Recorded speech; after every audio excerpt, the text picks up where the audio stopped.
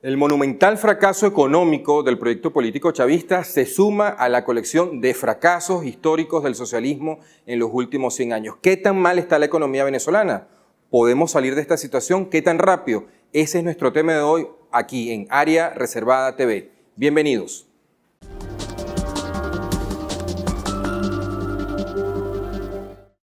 Amigos, bienvenidos a Área Reservada TV, venciendo la censura y la señal de internet. Por favor, no olvídense de suscribirse a nuestro canal de YouTube.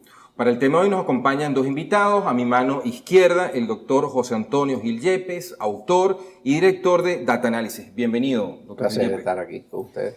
A mi mano derecha, Ronald Balsa, economista y decano de Ciencias Económicas y Sociales de la Universidad Católica Andrés Bello. Ronald, gracias por estar con nosotros acá. Bueno, vamos con una misma pregunta para nuestros dos invitados con la regla del minuto. Comparativamente hablando con nuestros vecinos y con nuestro pasado inmediato, realmente qué tan mal está la economía y la sociedad venezolana. Empezamos con el doctor José Antonio Gil Yepes para su minuto.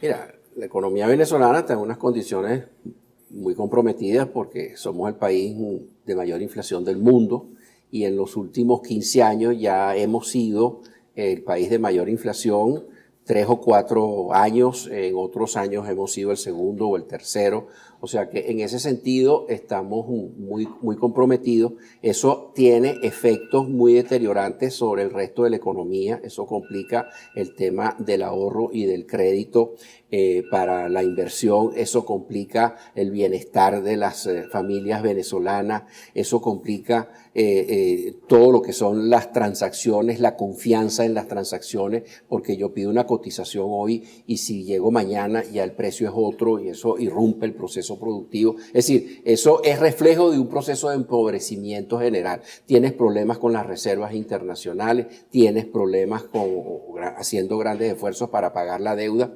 que es importante el tema, si quieres lo tocamos después. O sea, no la podemos dejar de pagar, porque si la dejas de pagar no te incautarían los envíos petroleros y los bienes petroleros en el exterior y entonces no tendrías ni para pagar la deuda ni para comprar los alimentos. Argentina se puede dar el lujo de dejar de pagar una deuda porque produce los alimentos, Venezuela no. Eso es muy importante que quede claro. Y en general, pues yo creo que el tema de la economía venezolana es de los peores del mundo. Muchas gracias. Ronald. De acuerdo, estoy de acuerdo con todo lo que ha dicho José Antonio y debería añadir algunas cositas. En primer lugar, nuestro proceso de destrucción ha empezado ya hace tiempo. Lo que pasa es que estuvo enmascarado por los altos ingresos petroleros. Lamentablemente, durante los años del boom, el presidente Chávez cometió los mismos errores que se habían cometido previamente. Aumentó nuestra dependencia de las importaciones, nos endeudó, distrajo recursos que eran fundamentales para el país, se fueron por el Fonden. Tenemos compromisos con el fondo chino que hay que pagar en petróleo, se nos establecieron vínculos con otros países para entregar petróleo en condiciones que son onerosas para Venezuela, y se generaron además grandes dependencias por parte de la población de un gasto que no era sostenible en el tiempo. Las misiones fueron creadas justamente para ayudar a una población, por lo menos en el discurso, y terminaron generando una dependencia tremenda que ahora hace que muchas personas tengan que vivir de la bolsa CLAP y nos genera un problema gravísimo. Sí, la bolsa CLAP, si acaso. Si acaso. Ahora, el discurso oficial dice, bueno, el resto del mundo está peor que nosotros. O sea, en Estados Unidos hay un huracán, la gente se queda sin empleo, la gente está en la calle, Venezuela no está tan mal si nos comparamos con el resto. Ese es el discurso que el régimen de Nicolás Maduro le vende al resto de los venezolanos. O sea, no estamos peor que Colombia, no estamos peor que España. Mira, todo movimiento de extrema izquierda, que es el caso de Venezuela, o derecha, son movimientos que tienen o hacen gran énfasis en las políticas comunicacionales, en el marketing político. Generalmente exageran y mienten sistemáticamente. No dan su brazo a torcer en que han cometido errores o en que están sometiendo a sus respectivas poblaciones a grandes sacrificios. Entonces, Bueno, imagínate tú dos argumentos, no solamente que Estados Unidos esté peor porque tuvo un huracán, sino que tiene que ver el huracán con las políticas públicas y el sistema político económico. Nada, pero tiran el argumento. Ahora, ¿qué tiene que ver las sanciones de Estados Unidos en este momento hacia Venezuela con respecto a la escasez de medicina y la escasez de alimentos? Pues nada, porque esas medidas, primero, son muy recientes, segundo, son muy suaves, no han tenido el impacto suficiente ni lo pueden tener, que es uno de los peores aspectos de esas medidas, y tercero, la escasez de alimentos y la escasez de medicina tenía años en Venezuela ya instaurada. Entonces, ¿cómo me vas a argumentar que una cosa que pasó hace 10 días resulta que es la culpable de una cosa que viene sucediendo desde hace años? Ronald, este no va a ser el nuevo argumento del gobierno, esta sanción, para justificar todo lo que venga adelante. Ese riesgo no existe. Lamentablemente, sí. El gobierno lo está comparando con el bloqueo a Cuba, y dentro de las sanciones hay unas excepciones explícitas que tienen que ver con el financiamiento a las actividades de importación y exportación de petróleo y de bienes humanitarios. O sea, esas excepciones están claramente establecidas allí. Cuando el gobierno dice que hay un bloqueo comercial o por eso no puede pagar medicina, le está atribuyendo a las sanciones ese efecto. Las sanciones se limitan a repetir algo que Credit Suisse dijo hace muy poco, que no quería participar nuevamente con deuda venezolana por riesgos reputacionales. O sea, lo que sucede es que Trump lo escribe en otros términos. Dice que el gobierno es una dictadura y que no quiere financiar una dictadura. Los suizos son más suizos. Sí, pero de alguna manera el único elemento fundamental en todo esto es que no quieren correr el riesgo reputacional de Goldman Sachs. Ya. Ahora, doctor Gil Yepes, lo de caso venezolano en 2017, lo que pasa en los últimos años, no se suma a la colección de fracasos de las distintas versiones del socialismo de los últimos 100 años. Sí, y me parece muy bueno que toques el tema en los últimos 100 años, porque Venezuela hoy en día no es perfectamente distinta, porque en Venezuela haya ocurrido una revolución que no ha ocurrido desde Chávez para acá. O sea, las principales reglas de juego del régimen anterior se profundizaron de Chávez en adelante. Sigue siendo un país presidencialista, más centralista, más estatista, más partidista. Durante Chávez fue una autocracia, pero ahora regresamos más a un tema de un movimiento cívico-militar y más populista y más rentista en temas petroleros. Pero ni a Lucinchi ni a Luis Herrera Colander se hubieran parado en la Plaza Bolívar a decir expropiese de tal o cual negocio. No, bueno, por eso te digo que es mucho peor, pero las reglas de juego no son diferentes. Si el régimen anterior hubiera sido menos presidencialista, menos centralista, menos partidista, menos populista y menos rentista en materia de petróleo, no lo hubieran sacado por los votos. Pero aquí empezó una apertura petrolera, o sea, el régimen trató de reformarse y abrirse al mercado. Pero fíjate que esa apertura petrolera que se empezó ya desde Carlos Andrés Pérez II, y por cierto, es muy importante señalar que Carlos Andrés Pérez trató de revertir esas 6 reglas funestas del régimen anterior, pero le costó el cargo. Sí. Porque a él no lo sacaron por unas cuentas mancomunadas, ni porque andaba con unas mujeres, no, lo sacaron porque trató de cambiar las 6 reglas, descentralizó, privatizó, despresidencializó, despopulizó las políticas sociales y despartidizó la toma de decisiones y empezó a producir más petróleo. Y esas son las agendas de reformas que siguen pendientes en Venezuela luego de 20 años. Esas son las agendas que siguen pendientes en Venezuela y tienes 2 ejes, el eje de democratizar la política, hacerla más pluralista, menos autoritaria, menos concentración de poder y pasar de una economía rentista basada en altos precios petroleros y bajo volumen, manipulando la producción para subir los precios y repartir renta, a una política de producción en donde le des rienda suelta al empresariado. Ronald, ¿por qué tú no crees que Maduro no siga el camino, por ejemplo, de Nicaragua, de Daniel Ortega o de Vietnam, del Partido Comunista de Vietnam, que son autocracias comunistas, pero han hecho reformas pro mercado? Yo me imagino que porque no las entiende. O sea, fundamentalmente China ha logrado conservar el poder político del Partido Comunista porque y con una represión menos terrible que la de Mao Zedong, porque salió de toda esa idea de que las comunas podían funcionar por colectivización de la tierra. Y aquí Hugo Chávez nos ha traído hasta acá y le dejó eso como legado a Maduro. Esa idea tan estrecha y tan cerrada sobre, bueno, lo importante no es que el color de los gatos, sino que sea del color que el presidente Como quiere. decía Deng Xiaoping. Ahora, el gobierno apuesta mucho a que China los va a salvar. O O sea, que va a venir un gran financiamiento por parte de la República Popular China, la segunda economía del mundo, y que los chinos van a financiarlo. Y bueno, por cierto, la conversación que ayer tuvieron con Chevron, el presidente y el vicepresidente, o sea, que todavía ellos tienen margen de maniobra y conseguir recursos. ¿Eso es posible con el actual esquema económico? El problema muchas veces es entender qué es salvar al gobierno.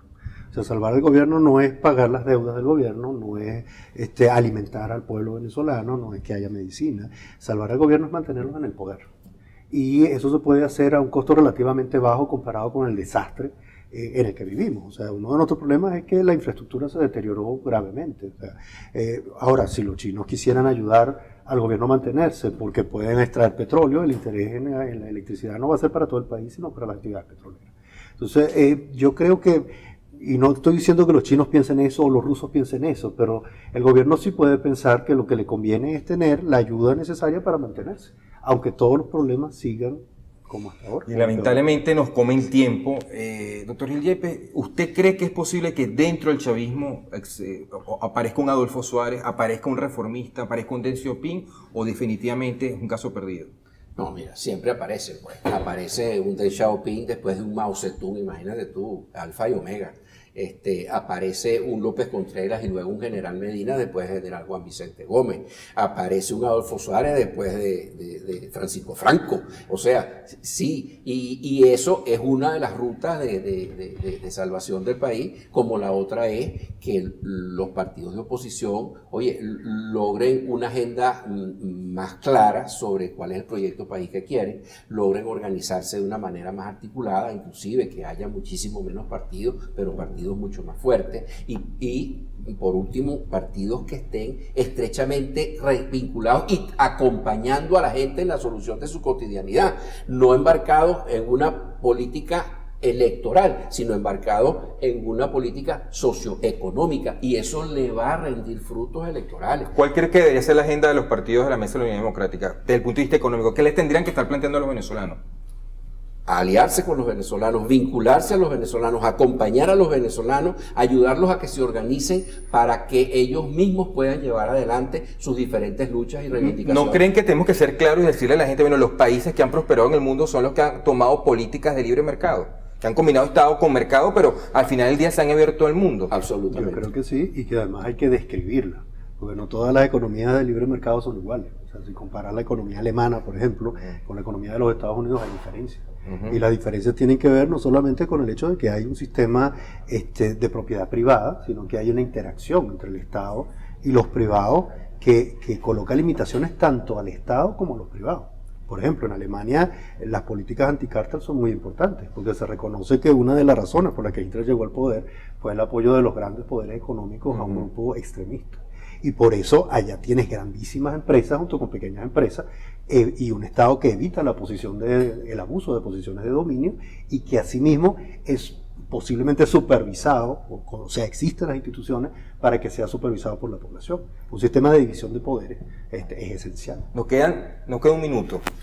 Les planteo lo siguiente: ¿ustedes no creen, a cualquiera de los dos, o los dos me responden, que Venezuela debería seguir la ruta de Chile, Perú, Ecuador, Colombia, Panamá o México, que están por firmar un tratado, están negociando un tratado de libre comercio, el más grande del mundo, con China y los países asiáticos? Totalmente, y con China, con los países asiáticos y con los Estados Unidos. Ahora, es muy importante lo que dijo Ronald. ¿Cuál de las políticas de promoción del capitalismo queremos? Yo creo que es obvio que el mejor modelo que existe en el mundo en ese sentido es el alemán, no es el norteamericano, y es el europeo en general, en donde las políticas sociales tienen un énfasis en educar, adiestrar e incorporar al individuo al proceso de trabajo, y las políticas económicas aupan la inversión, pero limitan a través de leyes antimonopolios, etcétera, las cartelizaciones y los abusos de poder de parte del sector capitalista también. Sí. Y bueno, yo también pienso que todo acuerdo debe negociarse, no tanto seguir el camino por el que los demás van, sino detenernos a ver en qué podemos tener ventajas y desventajas y hasta qué punto algunos acuerdos nos cierran las puertas de otros. Bueno, hermanos, amigos, el país tiene salidas. Gracias al doctor Gil Yepes, gracias a Ronald Balsa por habernos acompañado en el día de hoy. Este es el debate. No dejen de seguirnos aquí en Área Reservada TV. Por favor, suscríbase a nuestro canal. Que estén bien.